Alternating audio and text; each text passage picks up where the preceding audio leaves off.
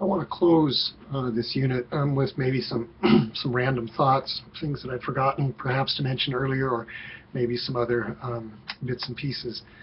But every week in worship, at least if we're doing the Eucharist, there is a point at the beginning of the Eucharistic prayer where we say, joining with angels and archangels and with all the host of heaven, we laud and magnify thy glorious name evermore, praising thee and saying, depending on which version of the Eucharistic prayer, and we launch into the Sanctus.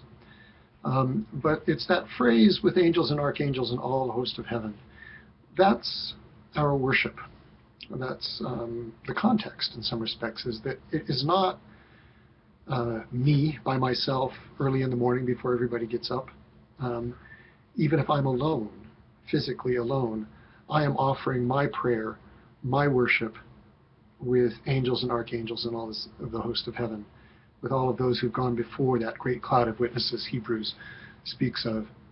Certainly, when we are gathered together in corporate worship, we certainly sense that we are not doing this by ourselves, because there are people to the right and left, behind and in front of us, who are singing or saying the words with us, that it is an act of corporate worship.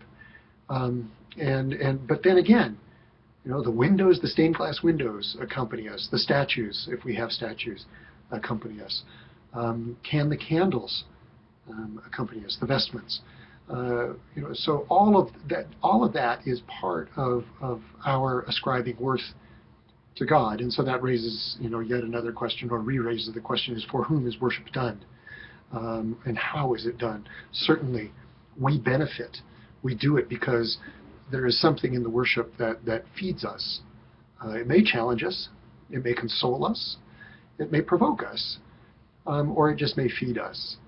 And all of those things. So worship certainly is done for us.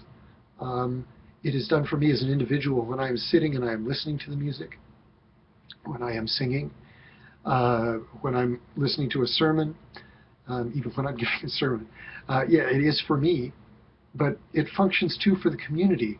How rare is it for people to gather together to sing? The only other, if you're not in worship, the only other instances that I can think of where a large group of people sings is at the beginning of a sporting event. And that is an ascription of worship too. That song that we sing is an ascription of of worth to our common concept of nation. And so we stand and we put our hand over our hearts or remove our hats if we're men. Those are symbols, again, the signs, actions that have meaning. And as somebody who's seen a lot of that happen, I see a lot of that ascription of worth go down. We don't see that men have to be reminded to take off their hats. That wasn't always the case. Not as many people put their hands over their hearts. You look at the lineup of the athletes, and they're kind of shuffling and wandering around. So it is with worship. So it is on a Sunday morning. People are flipping through the bulletins while other people are praying, while other people are singing, while children are fiddling around. That's just the nature of life. But how is worship done, and for whom? We need to keep those questions in mind, and recognize that it's not going to be the same for everyone. But then it points, right? Worship points. We point to God. That's how we ascribe our worth. And I think for some people, they come in and they recognize, maybe some strangers or some seekers or guests come in, and they recognize, if it's done right, done well, that there really is a pointing beyond our small world contained in those walls. There's something pointing beyond that. It's not. It doesn't stop at the rear wall. It doesn't stop there. It goes on. And so there is an aspect of evangelism in there. There is a way of talking about who we are in the face of God, in the sight of God. What we do is different than simply self-serving. It points elsewhere. I guess that's the best way to say it. So those are kind of my closing thoughts and comments. I know that there's a lot more that I could say. And I have to trust that if you've had Peter's class or you will take his class, you'll get a much more broad and in-depth, both wide and deep exposition of liturgy and of worship. But these are, again, broad strokes. And you've got resources. You can find lots of resources online to flesh this out.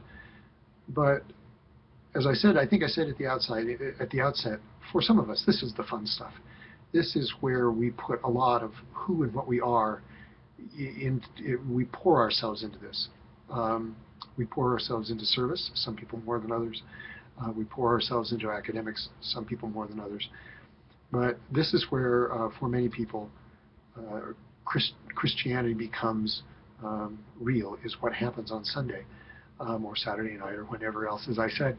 So as we think about worship, as we think about liturgy, as we think about all of the components, it's a pretty important hour and a half of a week.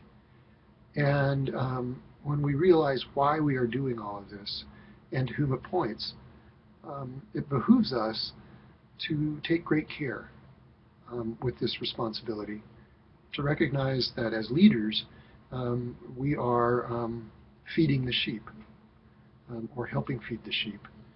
And we are doing that on behalf of the one we serve. So all of that provides a little bit of context for the assignment as you see it down below. I trust it will be an interesting exercise for you. Fun, I hope. If you're a liturgy lover, it could be fun. But anyway, if you've got any questions with it, after you read it twice, please read it through twice.